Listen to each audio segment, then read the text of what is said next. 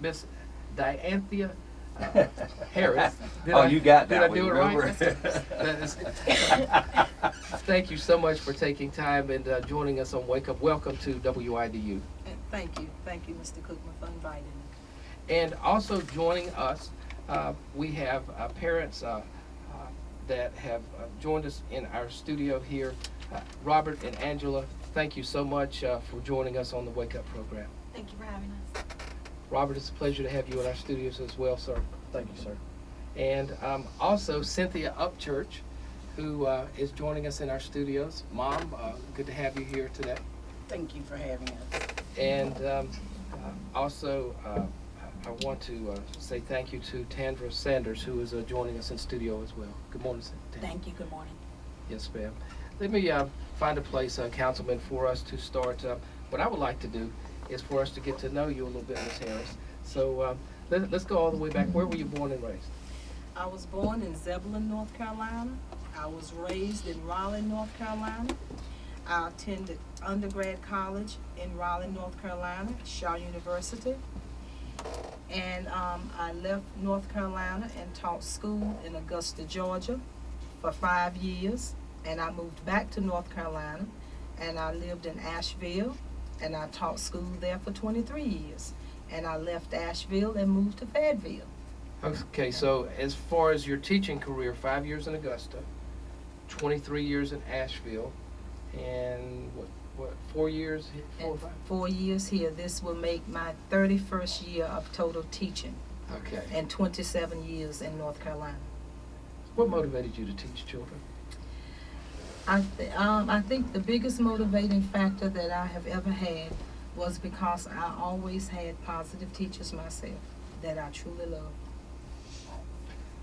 As far as children's involvement with elected officials, my understanding is in your classrooms, this is how I believe Councilman Evans got to know you, that this has been something in your heart to bring elected officials in. Is this or to get kids involved in the process, maybe to talk with them and get them to be aware and have discussions? Is this something that, tell me about that.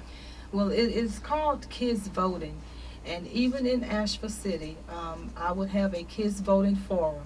And we would invite the officials, whether on the local level or the state level, to come in. And they would basically, it was a forum, and the kids would get to ask them questions. And after they asked the candidates their questions, then they would vote for their candidates.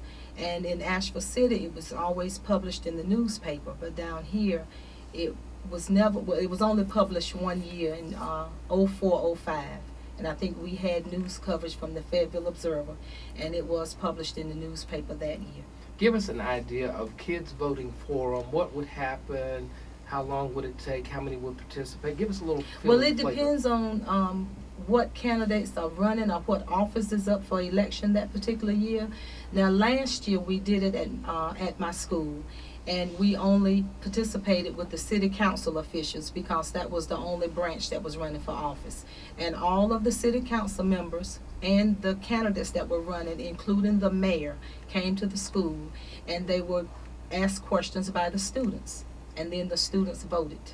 Now, your experience here in Fayetteville when you did that, what children, was it just one classroom or was it the entire grade level? Who would participate in these kids voting forums? Well, it depends on what grade level I'm in because I have taught 3rd, 4th, and 5th grade at Mary MacArthur. And so if I was in 3rd grade, it would be the entire 3rd grade. 4th grade, it was the entire 4th grade. And 5th grade, it was the entire 5th grade classes. Okay, so you've had kids voting forums that involve the entire 3rd grade? And yes. You've had, yes. Your latest one involved the entire 5th grade? Yes, which involved the city council. How do children seem to respond when you have these kids voting forums? They respond very well. They're very excited because they get the opportunity to get up and ask questions. And what the kids would do, we would discuss each candidate in the classroom, and we search the newspapers, and sometimes the kids would even email the candidates to find their position on something. And they would also go home and ask their parents, and they had to come back to the classroom with 3 questions that they wanted to ask the city council people. And then we would choose from one question from those three, and then they would get to ask the person that question. So they were very excited, and the city council people that came out, they were just as excited as the children, to be honest with you. They bought their campaign literature, they bought their pencils, their stickers, their badges, and one city council person even bought 2 bushels of apples to give to the children? to give to the That wasn't children. me.